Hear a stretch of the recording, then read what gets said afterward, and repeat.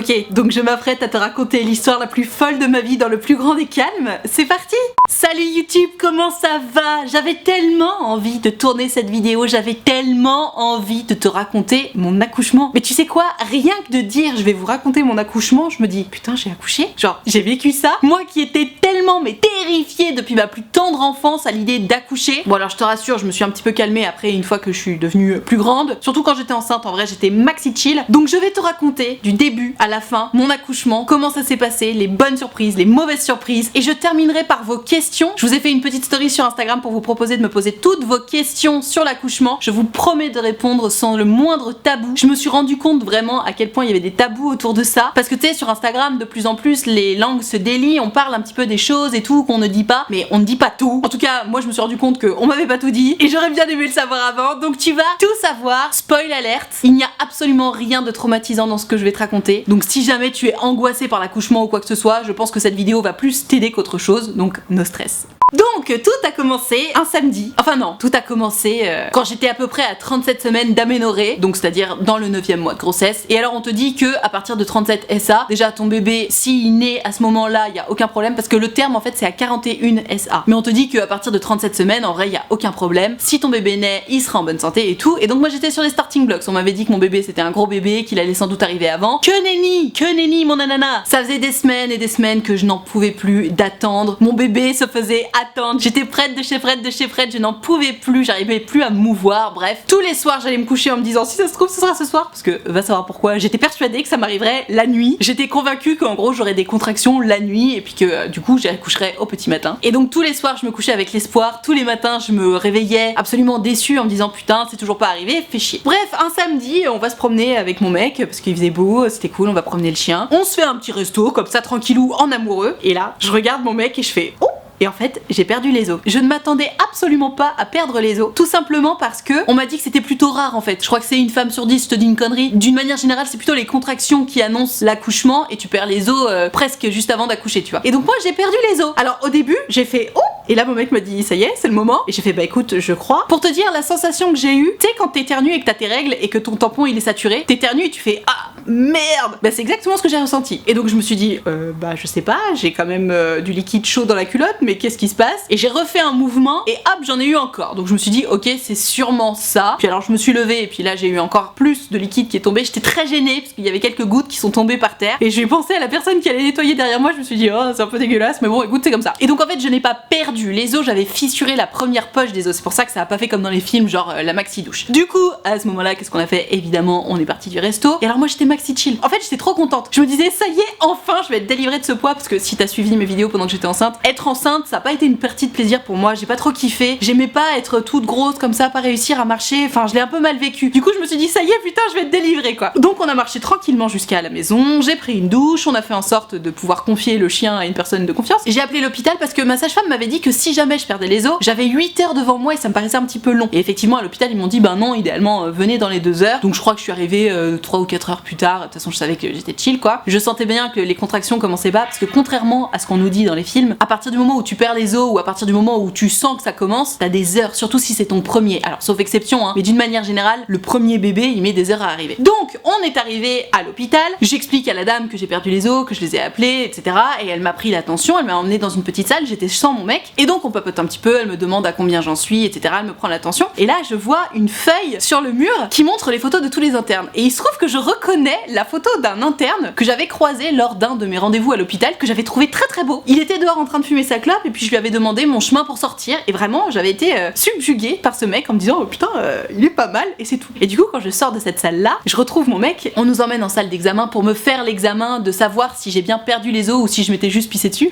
Et en attendant la sage-femme, je dis à mon mec oh là là j'espère qu'il y aura pas cet interne là pour m'accoucher, je serais trop gênée, t'imagines?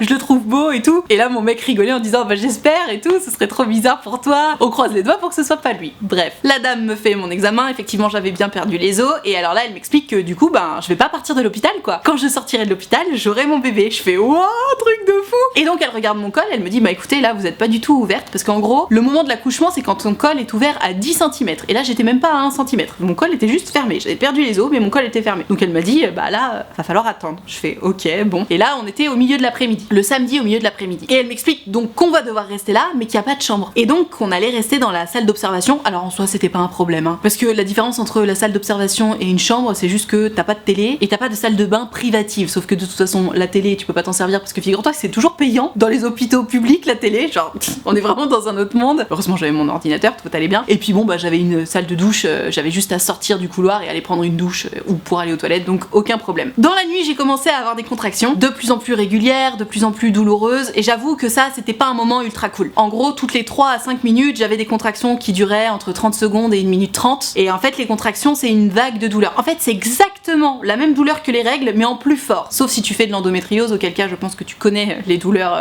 très fortes. Voilà, c'est vraiment genre une vague de douleur, ça monte, ça monte, ça monte et puis ça redescend. Et donc j'ai eu ça pendant toute la nuit. Le lendemain matin j'ai commencé à dire écoutez j'aimerais bien la péridurale, parce que moi j'étais pour la péridurale, hein. J'avais pas du tout envie de faire un délire physio et tout, je respecte d'ailleurs vraiment les femmes qui réussissent à faire ça. Moi j'en avais marre de souffrir, j'avais passé une nuit un peu terrible, tu vois, je me disais putain je vais devoir accoucher, j'ai trop mal dormi, fait chier quoi. Tu sais t'as besoin d'énergie quoi quand t'accouches. Et donc elle vérifie mon col et elle me dit ben non vous êtes à 1,5 cm, là on peut pas vous mettre la péridurale parce que idéalement on essaie de mettre la péridurale quand on est à 3 cm. J'étais là bon bah ok on va attendre. Et donc là j'ai attendu, j'avais des contractions encore très régulières. Donc tu sais ça prend beaucoup d'énergie et puis émotionnellement c'est dur hein, parce que tu souffres, tu sens que ça monte, ça monte, ça monte, ça monte et puis t'as rien à faire. Alors t'es là, tu souffres, tu respires, donc c'est compliqué. Ça c'était vraiment le moment le plus chiant. Je précise que Bae a pu rester avec moi tout du long et ça c'est trop cool. Et au bout d'un moment, il y a une sage-femme qui me dit bah écoutez, pour que votre col s'ouvre un peu mieux, ce serait bien que vous marchiez un petit peu. Et comme j'étais pas sous perfusion ou quoi que ce soit, avec Bae on s'est dit bon bah on va aller marcher un petit peu. En plus ça m'avait suggéré d'aller me promener dans le parc et tout. Et de l'autre côté du parc il y avait un McDo. Autant te dire qu'on est allé se faire un McDo parce que la bouffe de l'hôpital ça fait pas rire les mouettes tu vois. Donc on allait se faire un McDo et je crois que c'était le McDo le plus douloureux de ma vie parce que vraiment j'ai eu des contractions très difficiles, mais ça m'a fait plaisir de me faire ce bon gros domac avant d'accoucher. Puis moi je me disais bah c'est bon ça va être pour ce soir quoi, tu parles. Donc on rentre à l'hôpital et je continue d'avoir mal.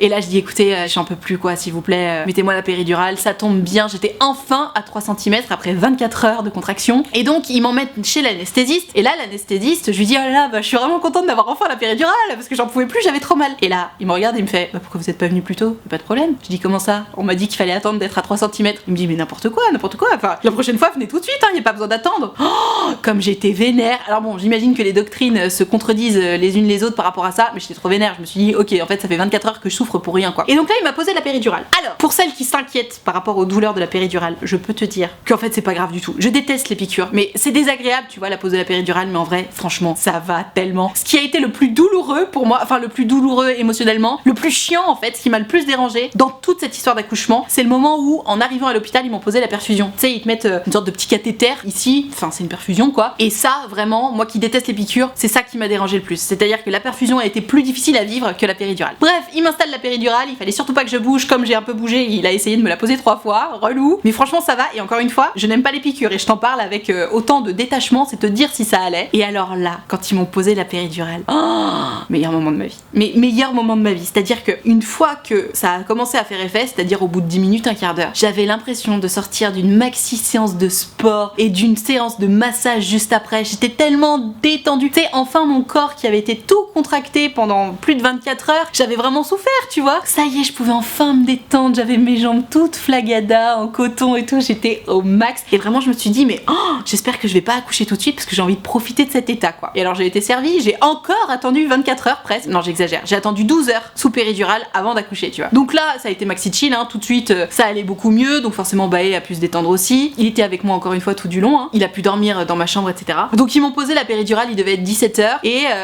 de 17h jusqu'à 2-3 h du matin, franchement, tout allait bien. Je sentais plus rien. Enfin, je sentais plus rien. Si, je pouvais bouger un peu mes jambes. J'avais pas le droit de me mettre debout, j'avais pas le droit de manger. Et j'avais pas le droit de boire des choses type jus d'orange avec pulpe. Je pouvais boire du jus d'orange sans pulpe, mais pas de lait. Juste eau ou liquide sucré, pas de bulle. Enfin, tu vois, c'était pas ultra fun. Mais bon, de toute façon, j'étais sous perfusion. J'avais pas faim, tu vois. Puis j'étais un peu concentrée à autre chose. Donc, ça, c'était l'histoire de la péridurale. Ensuite, j'ai enfin vu quelle sage-femme allait être ma sage-femme. Et là, je l'ai prise entre 4 yeux et je lui ai tout de suite dit, s'il vous plaît, je vous en prie, je veux surtout pas d'épisiotomie. C'est hyper important pour moi. Et si jamais je dois en avoir une parce que vous estimez que médicalement c'est nécessaire, je veux 1 que vous me le disiez, 2 que vous m'expliquiez pourquoi, et 3 que vous attendiez mon consentement. C'était super important pour moi. Et là, elle m'a répondu quelque chose qui m'a tellement rassurée. Elle m'a dit, mais alors, madame, je vous rassure tout de suite, moi ça fait 10 ans que je suis sage-femme, j'ai pratiqué 5 épisiotomies en 10 ans, donc autant vous dire que c'est pas mon délire. Et de toute façon, je vous rassure, ici à l'hôpital, j'ai accouché à l'hôpital Tenon d'ailleurs, soit dit en passant, on vous demande votre consentement surtout, il y a aucun problème. Et effectivement, j'ai été super agréablement surprise. À chaque fois qu'on est venu me faire un toucher vaginal ou quoi quoi que ce soit. On m'a toujours bien demandé mon consentement. Ils m'ont toujours bien expliqué ce qu'ils allaient me faire. Ils m'ont toujours dit c'est bon, je peux y aller, vous êtes ok. Même des fois j'avais envie de leur dire c'est bon,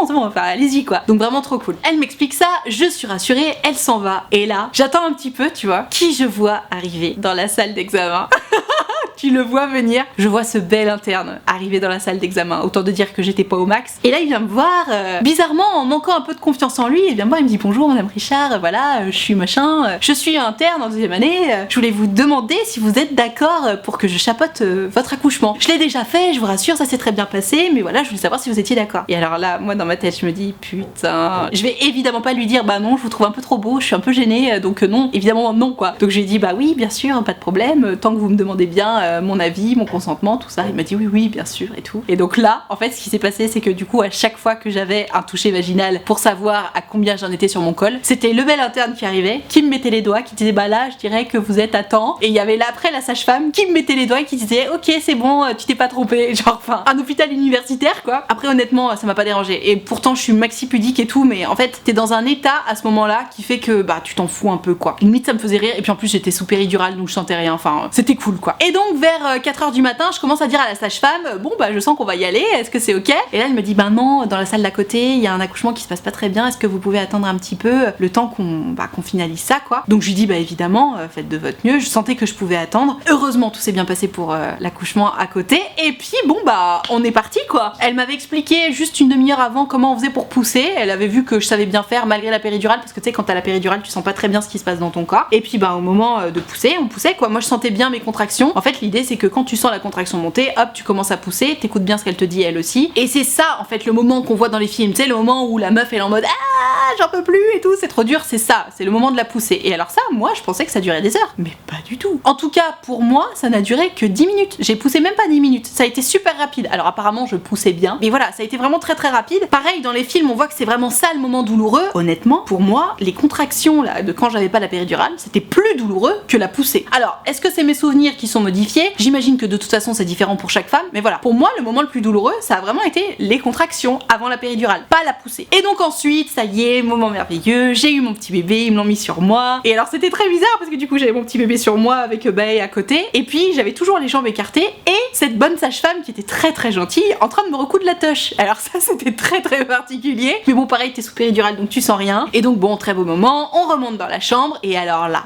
je crois qu'il s'est passé la désillusion la plus importante de ma vie, c'est-à-dire que moi on m'en avait pas parlé des hémorroïdes. Je n'ai jamais eu d'hémorroïdes de toute ma vie, et quand j'ai découvert l'état de mes fesses postpartum, je me suis dit mais personne m'avait dit ça. J'avais entendu qu'il y avait une histoire d'hémorroïdes pendant la grossesse, mais pas à l'accouchement. J'avais un chou-fleur dans les fesses les gars, c'est-à-dire que j'avais même pas mal à la toche après l'accouchement, j'avais mal aux fesses, j'avais mal quand je m'asseyais, c'était l'enfer. Et même la sage-femme elle m'a dit ah bah dis donc vous avez un bel œdème et tout, j'étais là mais au secours quoi. Et alors moi je me suis dit c'est bon, je suis un cas d'école, ça va jamais partir, je te rassure, c'est parti au bout de 2 semaines je crois, c'est assez long 2 semaines mais c'est parti. Et en fait le truc le plus compliqué c'est que une fois que t'es à la maternité, donc que t'as accouché, hémorroïde ou pas, ils te mettent un peu la pression pour savoir si t'es allé à la selle. Et donc 2 fois par jour, il y a un médecin ou une sage-femme qui rentre dans ta chambre et qui dit est-ce que vous êtes allé à la selle, parmi plein d'autres questions. Et donc devant ton mec évidemment maxi glamour, tu réponds oui ou non, et si au bout de 3 jours la réponse est toujours non, et je peux te dire que moi j'avais juste pas du tout envie, vu le chou-fleur que j'avais dans les fesses, il te file un suppôt et tu vas à la selle parce que tu ne quittes pas l'hôpital tant que t'as pas fait ta petite histoire quoi. Donc autant te dire que je m'y suis collée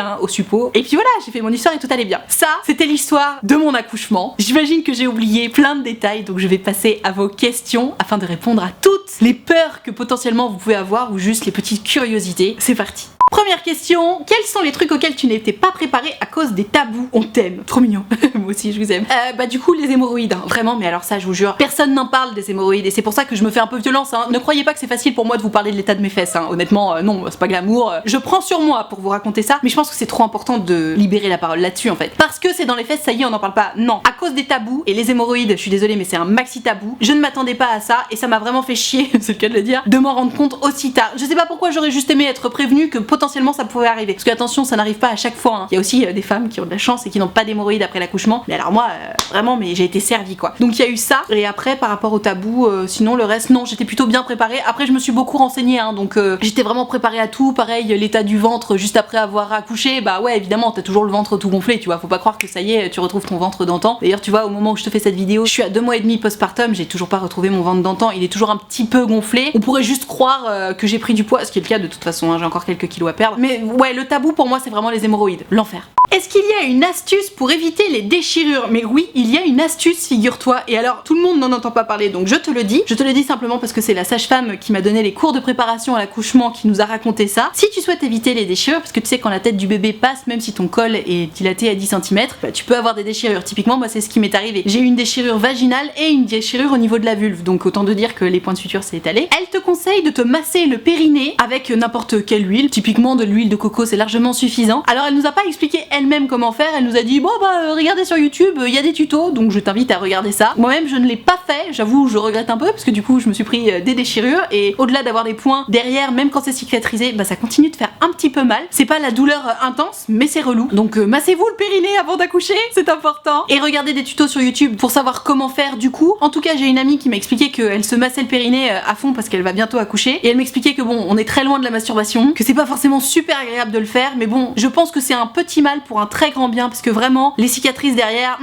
ça picote, c'est pas ouf, c'est pas ouf. Donc massez-vous le périnée les meufs avant d'accoucher, et le plus tôt le mieux. Quelle est la sensation d'une contraction? C'est une très bonne question parce que en fait toutes les femmes enceintes ont des contractions et pourtant moi j'étais convaincue de ne pas en avoir simplement parce que je ne sentais rien. La contraction, moi je pensais que c'était vraiment ton ventre qui se contracte et puis après ça se relâche. Pas du tout. La sensation d'une contraction c'est exactement la même douleur que les règles, c'est-à-dire que c'est ton utérus qui se contracte, mais comme pendant les règles, c'est juste que là ton utérus il est plus gros. Donc la sensation c'est vraiment une douleur de règles plus ou moins forte. De toute façon des contractions t'en as tout au long de ta grossesse. Moi je me souviens pas d'en avoir senti sauf à la fin, mais c'est parce que c'était à la fin que j'étais à l'écoute de mon corps. En réalité si t'es vraiment à l'écoute de ton corps, tu sens tes contractions qui s'apparentent donc à une douleur de règles tout simplement. Et au moment d'accoucher, ce sont des douleurs vraiment très intenses qui font que bah littéralement tu te tords de douleur, hein, soyons honnêtes. Voilà c'est ça, douleur de règles. Est-ce que c'est un traumatisme physique et ou moral? Entre parenthèses, je sais que c'est un mot fort. Physiquement, on va pas se mentir, la grossesse est un traumatisme. Enfin, y a qu'à voir, on parle du postpartum, que ce soit physiquement ou moralement d'ailleurs, on parle du postpartum. Donc je pense qu'on peut dire que oui, physiquement et moralement, c'est ce qu'on appelle un traumatisme. Attention, traumatisme, effectivement, c'est un mot fort, mais c'est pas forcément négatif. À mon sens, physiquement, c'est un traumatisme parce que la grossesse laissera toujours des traces physiques. Par exemple, moi je sais que j'ai des vergetures sur le ventre, bon bah elles seront toujours là. J'ai pris du poids, pour l'instant, il est toujours là. Mon ventre est toujours un petit peu gonflé des restes de la grossesse. Tu sais, il se passe un truc de fou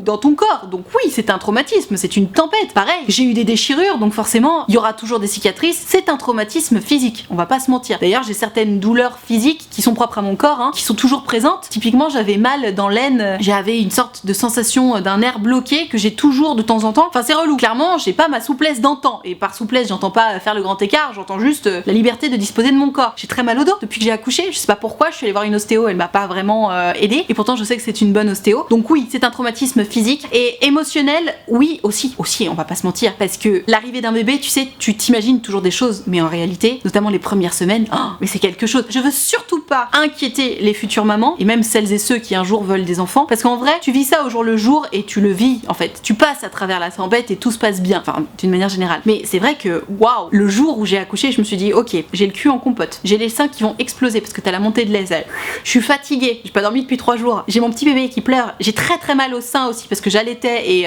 je sais pas si t'as suivi sur Instagram, mais vraiment j'ai eu énormément de douleurs d'allaitement, ça a été très compliqué pour moi. Maintenant ça va mieux, merci mon Dieu. J'arrive pas à dormir et je me disais mais en fait la nature est trop mal faite, pourquoi on m'inflige ça quoi. Et puis après tu rentres à la maison et pareil, ben ton petit bébé il comprend pas quel est le jour, quelle est la nuit, donc il dort pas la nuit, donc tu te réveilles, tu sais pas encore comment, les petits tricks pour le faire dormir ou ne serait-ce que pour le faire arrêter de pleurer parce que c'est terrible d'avoir ton petit bébé qui pleure. Un bébé quand il pleure à cet âge-là notamment, c'est parce qu'il a un besoin et t'arrives pas à combler ce besoin-là, c'est terrible, tu vois. Donc ces moments-là, les premières semaines, je dirais les 3 premières semaines, c'est très intense émotionnellement. Je sais pas si on peut parler de traumatisme, mais en tout cas c'est très intense. Et puis pareil, t'as le baby blues, t'as la petite chute d'hormones et tout. C'est pas les instants bizarrement clairement les plus joyeux de ta vie, alors que ben ça y est, tu viens d'avoir ton bébé, alors que par la suite, tu vois, t'apprends à connaître ton bébé, puis t'as les sourires qui arrivent, tu le vois évoluer et tout, et puis on commence à trouver son rythme à 3 avec le coparent, et là tout à coup les choses vont mieux. Mais au tout début, waouh, c'est quelque chose, faut être gentil avec les nouveaux parents et avec les nouveaux coparents aussi, parce qu'évidemment c'est un traumatisme physique et émotionnel pour la maman, mais c'est aussi et forcément un traumatisme entre guillemets émotionnel pour le coparent qui lui aussi voit sa vie complètement chamboulée quoi. Donc il faut être très doux avec les nouveaux parents.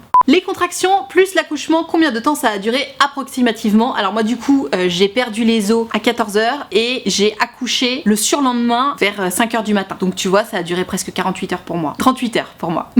Yes. Donc ça a été long. Maintenant les contractions ont commencé 2 ou 3 heures après que j'ai perdu les os. Donc allez 35 heures. 35 heures entre le moment où j'ai souffert et le moment où mon bébé est né. Ça peut paraître très très long mais en vrai moi je me disais oh là là mais mon dieu mais c'est terrible et tout. En vrai sur le moment encore une fois les contractions ça fait mal mais une fois que t'as la péridurale c'est cool. Franchement si ça t'inquiète dis-toi qu'il y a la péridurale et que tout va bien.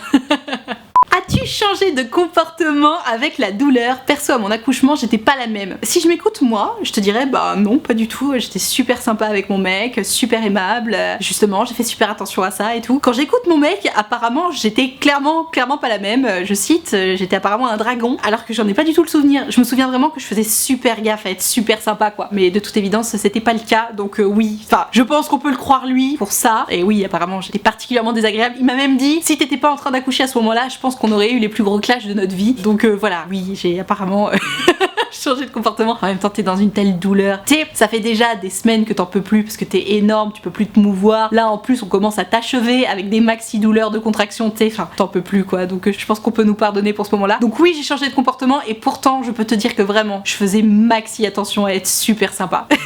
Celle qui arrive à ne pas changer de comportement, chapeau, parce que je sais pas comment vous avez fait. L'équipe médicale a-t-elle été empathique avec toi? Épreuve pas forcément évidente. C'est quelque chose, sinon la chose qui m'inquiétait le plus, c'était le personnel médical. J'avais peur de ne pas être entendue, j'avais peur de ne pas être respectée, j'avais peur de ne pas être écoutée, et ça a été tout l'inverse. J'ai vraiment halluciné, mais j'insiste, j'ai halluciné sur la gentillesse du personnel et sur leur respect. Encore une fois, on m'a demandé mon consentement à chaque acte gynécologique. Ça peut paraître tout à fait normal, mais en fait non, c'est pas encore normal malheureusement. Pour l'instant c'est ça l'exception, alors que ça devrait être la règle. Mais j'ai halluciné à quel point on m'a vraiment demandé mon consentement à chaque fois qu'on avait à me toucher. J'ai halluciné à quel point les gens étaient gentils, doux, souriants, quelle que soit l'heure de la journée, quelle que soit l'humeur dans laquelle j'étais. Bon après de toute façon naturellement j'ai quand même tendance à être très souriante et agréable avec les gens. Mais bon vu que mon mec m'a dit que j'étais un peu dure à ce moment-là, potentiellement j'ai pu être je sais pas désagréable avec le personnel, j'espère pas. Je sais pas si on peut dire que l'équipe a été empathique parce que tu sais ils sont pas non plus là pour dire oh ma pauvre chérie non. En revanche je me suis sentie entendue quand je disais que je souffrais, je me suis sentie épaulée. J'ai eu le sentiment d'être dans un endroit où j'étais en sécurité, où on prenait bien soin de moi et j'étais à l'hôpital public et ça franchement je trouve que c'est génial. C'est ouf quand même de se dire que en France tu débourses pas 1 euro pour être aussi bien prise en charge, aussi bien entourée, c'est merveilleux. Vraiment j'étais tellement agréablement surprise, j'étais tellement contente. Si jamais t'habites à Paris et que tu sais pas où accoucher, mais waouh, je te conseille vraiment l'hôpital Tenon dans le 20e, c'était trop bien, ils étaient vraiment trop gentils. Je m'en foutais un peu moi des locaux, bon en plus pour la petite histoire ça a été refait à neuf il y a pas longtemps et en plus les papas peuvent rester, ce qui n'est pas le cas dans tous les hôpitaux, j'ai halluciné. Donc les papas sont les bienvenus tout le temps. Pour moi ce qui comptait vraiment c'était la douceur et la gentillesse du personnel, enfin je sais pas si on peut dire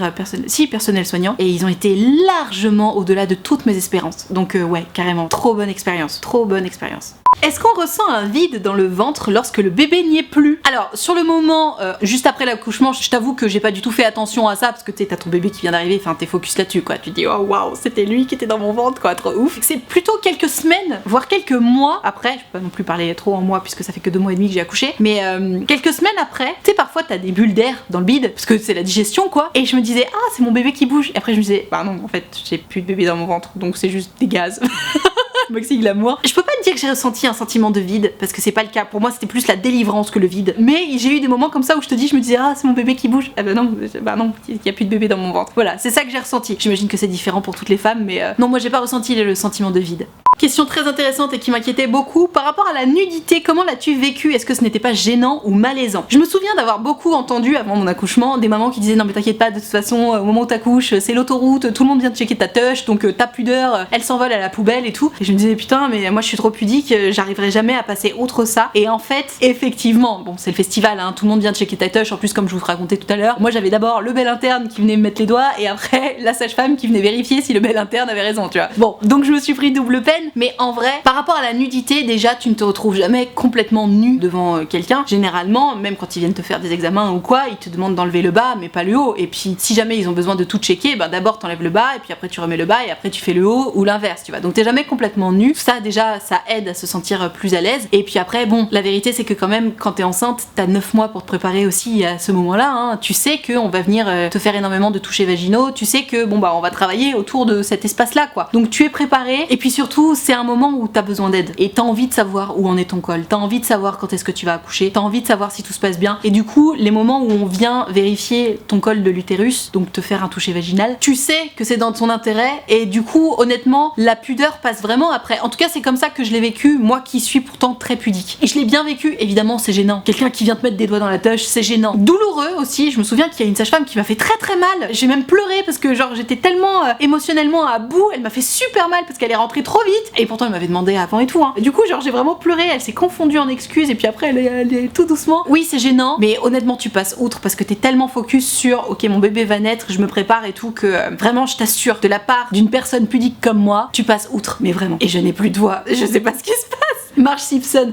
As-tu fait un projet de naissance? Alors, le projet de naissance, si jamais tu sais pas ce que c'est une feuille que tu glisses dans ton dossier qui explique exactement ce que tu veux et ce que tu veux pas au moment de ton accouchement. Comme je vous l'expliquais, moi j'avais très très peur du personnel soignant. J'avais peur qu'il soit pas gentil ou pas bienveillant et du coup en fait j'ai pas voulu faire de projet de naissance parce que je me suis dit si je prends la peine de faire un projet de naissance et qu'il y a quoi que ce soit qui n'est pas respecté, je vais trop mal le vivre. Donc j'ai préféré ne pas en faire et demander les choses au fur et à mesure si j'en avais besoin plutôt que faire un truc et me dire oh là là c'est la catastrophe, ça a pas été respecté. Donc non, je n'en ai pas fait et je compte pas en faire pour la prochaine fois parce que clairement si jamais j'ai un deuxième enfant, ce qui n'est pas sûr du tout, et que je dois accoucher à Paris, clairement j'accoucherai au même hôpital parce que c'était super et je pense pas que je ferai de projet de naissance non plus.